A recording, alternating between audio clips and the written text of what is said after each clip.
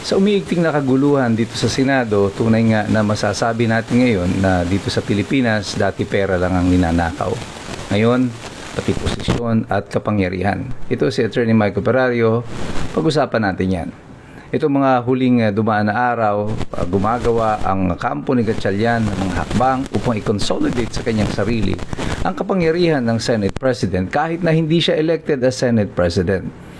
Muli, sinasabi ko na siya ay inelect as Senate President pro tempore and he was never elected as Senate President.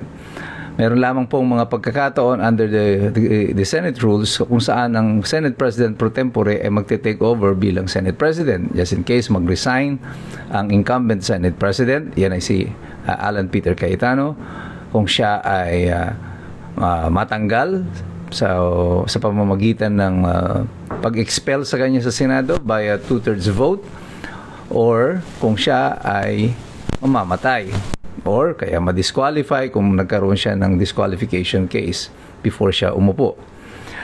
Wala sa mga sirkumstansya na yon ang nangyayari para bigyan ng karapatan si Win Gatchalian para mag-assume ng acting Senate President.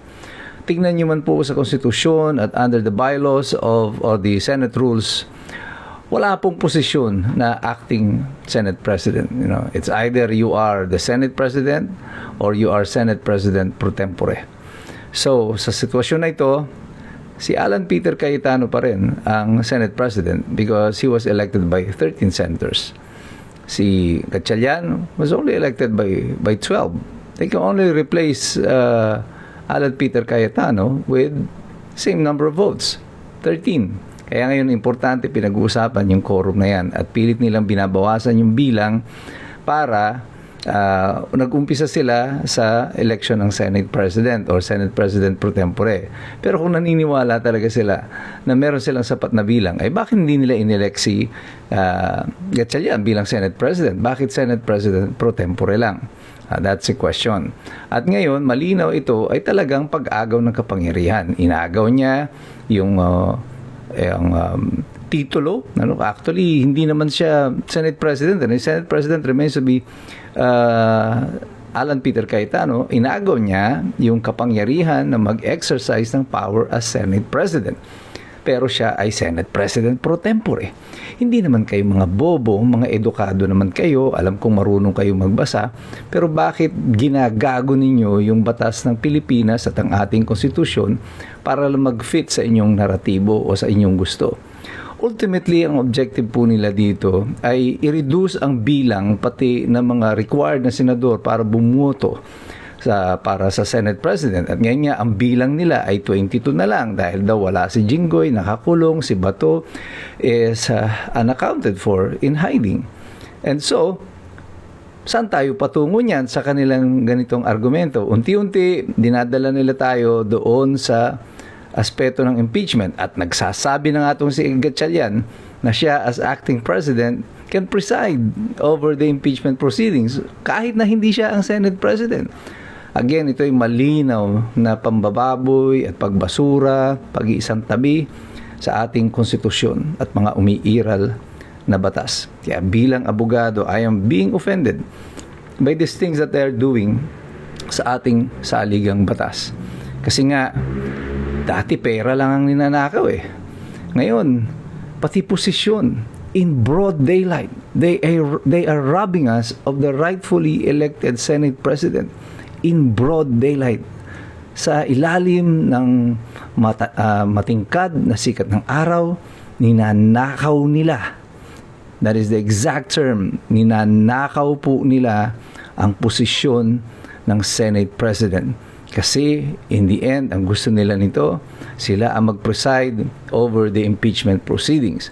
And then kung mai-reduce nila yung number, magbabago ang bilang ng requirement na dati ay 16, yung 2/3.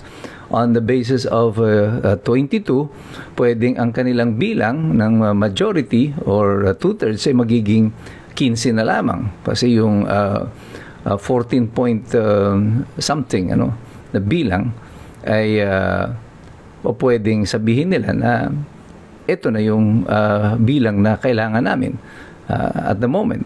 So, kailangan na lang nila nito, kung meron na silang 12 ngayon, kailangan na lang nila ng 3, para ma-impeach nila si Sara Duterte. Pero gagawin nila yan sa pamamagitan ng talagang malinaw at taahasan na pagsalaula sa ating konstitusyon. Bakit? Kasi ang pakiramdam nila, kaya nilang gawin ito. At tayo mga mamamayan, wala tayong magagawa dito kundi magreklamo. Hanggat hawak nila ang kapulisan, ang NBI, at yun na nga yung kanilang ginagawa. Sinabi ko sa inyo noon, nung nag-umpisa itong mga kaguluhan na ito,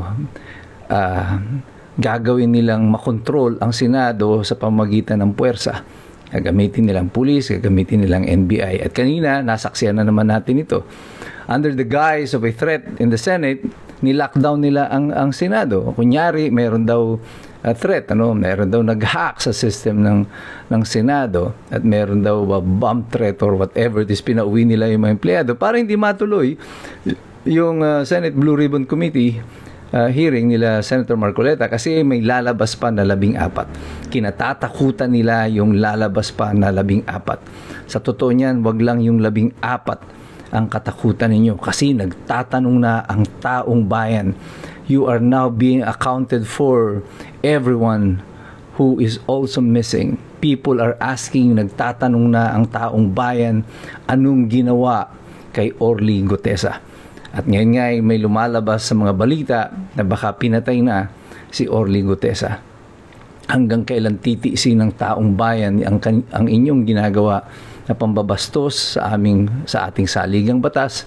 Kaya pasensya na kayo, nagamit ko yung amin kasi parang amin lang ito. Mukhang kayo mismo na nanumpa na kayo ay ipagtatanggol ninyo ang ating konstitusyon na hindi nyo na kinukonsiderang inyo ang konstitusyon na ito. At yung ganyang klase ng posturing o mga pag-iisip ng mga pinuno, these are dangerous mindset because ito ay isang kaisipan ng mga absolute na mga diktador at wala silang pakialam sa sentimiento at sa outcome nito sa ating mga mamamayan, sa ating ekonomiya, sa kabuhayan ng lahat. Ang mahalaga sa kanila ay ang pananatili sa kapangyarihan. Bukas ay araw ng kalayaan. Marami sa atin ang magwawagayway ng ating watawat. Ang watawat na madalas na hinahalikan ni Presidente Digong bilang simbolo ng kanyang pagmamahal. Ngayon o bukas, ano pa ba ang kahalagahan ng ating watawat? Ano ang kahalagahan ng pakikipaglaban para sa ating kalayaan kung ang mismong mga pinuno na pinagkatiwalaan natin ng kapangyarihan na yan ang siyang bababoy at babastos sa ating mga karapatan sa ilalim ng saligang batas?